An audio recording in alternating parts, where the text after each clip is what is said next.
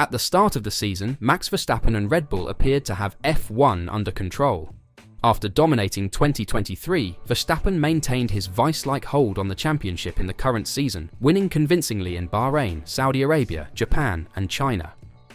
Sergio Perez finished 1-2 with his teammate in 3 of the first 4 rounds, so Red Bull was pleased. It looked like we were set for another year of domination. But then it all went wrong for Red Bull, and it's looking like things aren't going to turn right again soon. The atmosphere around Red Bull has changed now after 8 rounds, especially now that McLaren and Ferrari have recently made significant changes to their respective upgrade programs. McLaren and Ferrari look to be much closer. Miami, Imola, and Monaco are 3 distinct circuits, and at each, Red Bull found themselves under pressure from one or both teams. The disastrous weekend in Monaco has reduced the margin between Verstappen and Leclerc to 31 points in the Drivers' Championship standings. So, what are their chances for the Canadian Grand Prix? For Red Bull, the upcoming races will be vital. The chasing pack smells blood, but Red Bull still has something to prove. Verstappen has slammed Red Bull about the RB20's performance for the 3rd weekend in a row. The Canadian and Spanish rounds might be key litmus tests for Red Bull. Verstappen will compete in Montreal on a semi-street track with curbs and bumps. There is new asphalt, which may help with bumps, but curbs will be essential. If Red Bull really have a fundamental problem with curbs and bumps, as Verstappen said in Monaco, the Canadian Grand Prix might be a difficult weekend for the team. If such is the true, you can already predict that Red Bull will struggle at circuits such as Singapore, Baku, and Austin. Not a good sign for a team that may find itself in a close title race. As scary as that sounds, the Milton Keynes outfit still has 2 important advantages: conventional circuits and the max factor. Following the Canadian Grand Prix, the F1 circus goes to Barcelona for the Spanish Grand Prix, which takes place on a more traditional track, the type of circuit that Red Bull has recently dominated. Verstappen, for example, dominated the whole weekend in Japan, another traditional circuit. When things go tight, the 26-year-old frequently makes the difference. Red Bull's waning domination is an evolving and dynamic story with more surprises to come. Don't be shocked if Red Bull departs Canada with reservations about giving the competitors a lesson in Barcelona. The beauty of the present pecking order is that the position of favourite appears to alter from weekend to weekend. Red Bull will seek a statement outcome in the coming weeks, since recent headlines has focused on its troubles and lackluster performance. However, after struggling in Monaco, Max Verstappen does not expect Red Bull to have its strongest weekend in the next Canadian Grand Prix. This prompted speculation that Red Bull might experience difficulties on the Montreal track, which also includes a number of chicane-adjacent corners that force drivers to assault the curbs.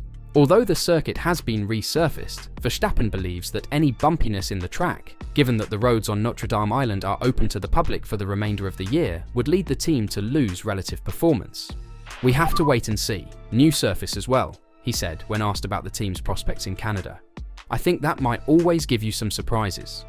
But it's probably also not going to be our strongest weekend because of that, but probably a little bit better than here, the Monaco Grand Prix. We'll be weaker at any track that is bumpy or has curbs, or you have to ride a lot of curbs, so the street circuits will probably be a little bit tricky. But hopefully by then, we have a little bit of understanding of what is going on." Verstappen was open about his disappointment with the RB20's performance in Monaco, emphasizing the team's need to enhance some of the car's more extreme characteristics. Red Bull struggled in the Principality last season, but as its rivals close in, previously undiscovered or insignificant flaws become more noticeable.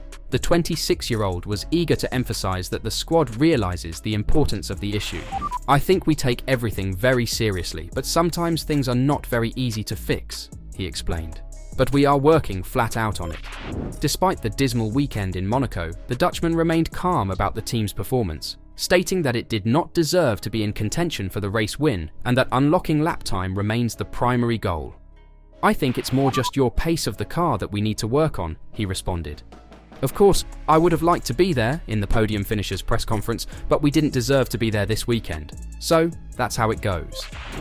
Red Bull advisor Helmut Marko, however, claimed that the main reason for Red Bull's troubles on rough circuits was a correlation issue with the simulator, in which virtual setups that provided strong curb riding characteristics did not translate to the actual world. The Austrian believed that the team will be able to reclaim its prior supremacy when the calendar moves to Barcelona in June. The basic problem is not the tracks, but the fact that the correlation between the simulator and the track doesn't work. In the simulator, we drive over the curbs without any problems, he said. Here, let's use the Verstappen expression. The car bounces like a kangaroo.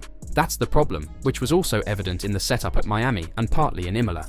That's where we need to start, but we believe that when we get to real circuits like Barcelona, for example, we'll find our way back to our old form.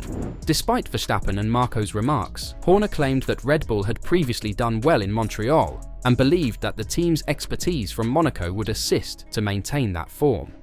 He agreed with Verstappen, who has won the last 2 Canadian Grand Prix, that the resurfacing may throw a few curveballs, but also acknowledged the growing competition from the teams behind it in the championship.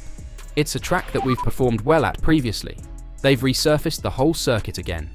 So let's see, Horner said. But Ferrari, McLaren, they're quick. It was always going to happen that there was going to be convergence. This has been a tough weekend, but we're still leading both championships. We'll look to take the lessons out of this weekend and apply to the next one. Canada is very much traction, historically was there, but with a new surface you don't know what the balance is going to swing to. When further asked about Red Bull's limitations for the Canadian Grand Prix, Horner stated he is concerned about comparable bumps and curbs around the Montreal site, as well as a new track surface. Aside from that, Horner hopes Red Bull's current vehicle will shine again during the triple header at the more flowing Barcelona, Red Bull Ring, and Silverstone circuits. Look, we don't take anything for granted, but we expect those tracks to suit the car, he said. The car has won 5 races and scored a 2nd place in Miami and won 2 sprint races, so it isn't like this car has gone from being a good car to a bad car. This circuit, Monaco, hasn't played to our strengths, and we need to understand what are those weaknesses and how do we address them. Nonetheless, Horner stated that Red Bull's upgrade strategy for the rest of the season may be modified in an attempt to address the RB20's issues and make it more of an all-rounder. I think it's a continual process once you are into the law of diminishing returns.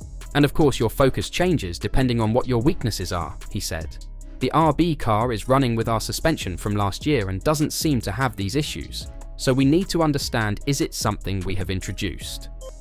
With Sergio Perez failing to score in Monaco due to a first lap collision, Red Bull's constructors' advantage over Ferrari, which finished 1st and 3rd with Charles Leclerc and Carlos Sainz, has also been reduced to 24 points. I understand that struggles is a relative phrase when we're talking about a team that is presently leading the constructors' title and the drivers' standings, but Red Bull has had a difficult run of form recently.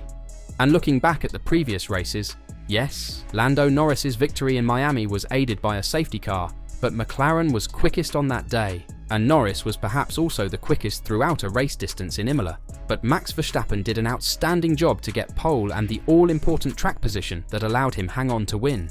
Then came Monaco, when a true Red Bull vulnerability was shown as the car suffered with curb riding and an uneven surface, limiting Verstappen to 6th place and eliminating Sergio Perez in Q1. Verstappen stated after the race that attacking the curbs in Canada may be troublesome, but Red Bull will have the data and insights from Monaco to try to find solutions. The Dutchman argues, however, that it is an intrinsic feature of the vehicle and not a fast or easy remedy. So much will be focused on how they do in Friday practice, as well as the drivers' remarks following those first 2 sessions. And with their key personnel back in the simulator at the factory, they are hoping they can turn things around and perform better on a bumpy track this weekend. But the question is, if they will. What do you think? Will Red Bull be able to mitigate their problems in Canada? Or do they need to focus on losing as minimal points as possible at bumpy tracks and maximising at traditional circuits? Let me know your thoughts in the comments down below.